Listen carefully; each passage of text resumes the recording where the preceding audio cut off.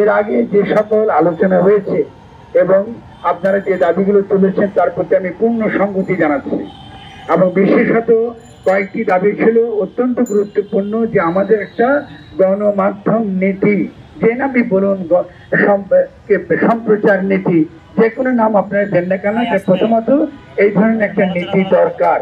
এবং আপনারা আমার সঙ্গে একমত হবেন, এই নীতি ছাড়া গণমাধ্যম কর্মীরা মালিক থেকে তাদের আলাদাভাবে তাদের যে স্বাধীন সত্তা নিয়ে তারা কখনোই তারা সাংবাদিকতা বলুন কিংবা গণমাধ্যমের কর্মী হিসেবে তারা তাদের নাগরিক দায়িত্ব পালন করতে পারবেন না।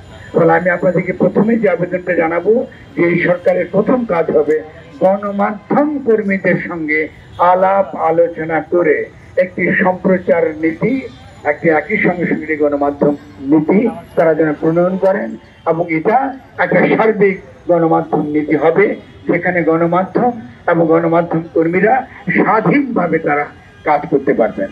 আমাদের গণমাধ্যম কর্মীদের যে ত্যাগ, এটা অসামান্য ত্যাগ। কারণ আমি অনেককে জানি দীর্ঘ সময় তারা বেতন পান না, অনেক সময় তাদেরকে তাদের সঙ্গে তাদের যে সম্মানটুকু পাওয়া দরকার সেই সম্মানটুকু তারা পান না, যে স্বীকৃতি পাওয়া দরকার সেই স্বীকৃতিটুকু তারা অনেক সময় পান না। ফলে আমাদের গণমাধ্যমের তরফ থেকে এই দাবিটা যেটা আমরা তুলছি, এটা যিনি এখন দায়িত্বে আছেন তার অবশ্যই এই কথাগুলো শোনা দরকার।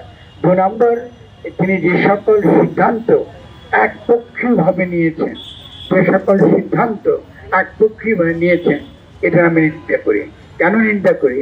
সেটা হলো এই, যখন গণ অভ্যুত্থান ঘটে তখন জনগণই তাকে ক্ষমতায় এনেছে। জনগণই বা জনগণের দ্বারা যেই হোক, আমাদের তরুণ ছাত্ররা যদি তাকে তার নাম দিয়ে থাকে, তাকে নিয়ে এগোতে চায়, আমরা তাদেরকে সমর্থন করেছি। কিন্তু তিনি ক্ষমতায় গিয়ে যদি জনগণকেই বাদ দেন, আপনি ক্ষমতায় গিয়ে জনগণকেই বাদ দিলেন, কারো কথা শুনলেন না, ডক্টর ইউনূসকে শুনলেন না, আসিফ নজরুলকে শুনলেন না, এটা তো হতে পারে না। তার মানে আপনারা মারাত্মক ক্ষতি করছেন। আপনারা গণমানুষের কথা না শুনে মারাত্মক রকম ক্ষতি করছেন। এবং এই সময় বিভিন্ন বিপর্যয়ের জন্য আপনারা সিঙ্গুলারলি দায়ী। আপনারা যারা একতরফা সিদ্ধান্ত নিয়েছেন উপরে বসে এবং জনগণকে অস্বীকার করেছেন যে জনগণের সঙ্গে কথা বলা দরকার।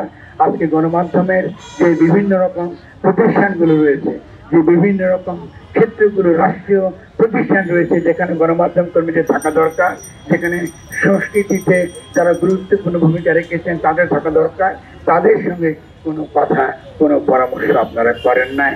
আপনারা তো শেখ হাসিনার চেয়েও আরো অনেক বেশি একনায়কতান্ত্রিক, এটা তো আমরা আশা করি না।